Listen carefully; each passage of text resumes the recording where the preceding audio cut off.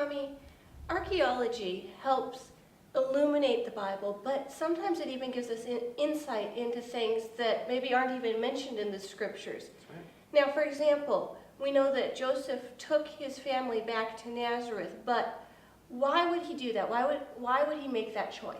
If you look at the text carefully, it appears that they have been gone for a period of time. Mm-hmm. So why back to Nazareth? Now, we don't know, but archaeology might provide an answer. First, Joseph's profession. Mm-hmm. In English, we read it as carpenter. Right. That word is actually tekton. And what does tecton mean, Tommy? Tekton means more like general builder. It's not that Joseph isn't a carpenter, but he's more than a carpenter. He's probably also a stonemason. So Joseph certainly knows how to work with wood and stone. Now, in a world before welfare, before the safety net, Joseph has a really important question he has to answer, and it's how am I going to feed my family? And if he's going to return, he doesn't want to settle in Judea, and he's going back to the Galilee, and he goes back to Nazareth, where maybe they weren't so popular when they left. Right. You know, why would he go back to Nazareth? Well, the answer may come from archaeology. A very short distance from Nazareth is a large city called Sepphoris.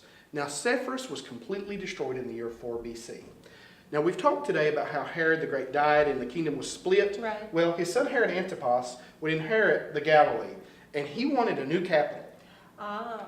Yeah, and so he gave an order saying, hey, I want Sepphoris completely rebuilt. And by the way, when you rebuild it, I want a new palace, and I want a big old theater, and I want some fancy waterworks. He wants all these things. Well, when you're rebuilding an entire city and you're adding all these things, that's a lot of work. For a tecton.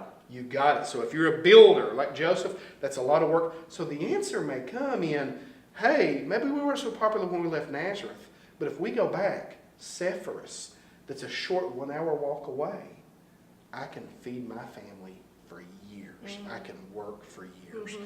Now, when we think about Joseph feeding his family, it tends to lead me to think about everyday life. Right. And in archaeology, a lot of times we want to think about the big bling, as I like to call it, King Tut's tomb, Right. or the sarcophagus, or the stele with the writing.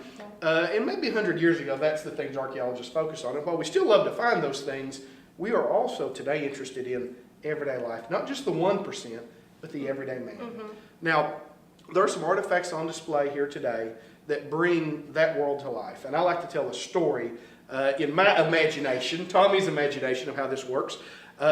Maybe as Jesus gets older and he's big enough to go to work with Dad, maybe Joseph is working over in Sepphoris. And they take that 1 hour walk and they work hard all day and they're walking back. And I think what I would think of, and maybe Jesus looks at Joseph and says, hey, Dad, what do you think Mom's fixing for dinner? Do you think it might be my favorite today? And Joseph laughs, no, son, she's fixing your dad's favorite. And when I think of that, I think, what were they cooking with? What were they eating out of?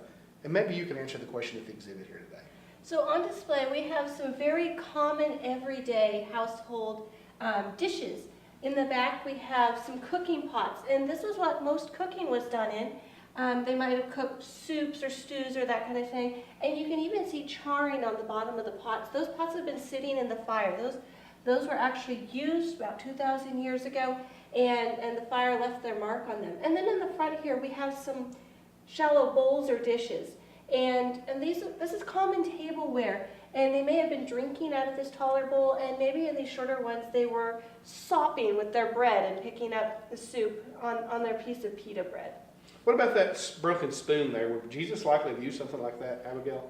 Well, that's a silver spoon, Tommy, and I don't think Jesus' family could probably afford something like that, but an upper class family would have.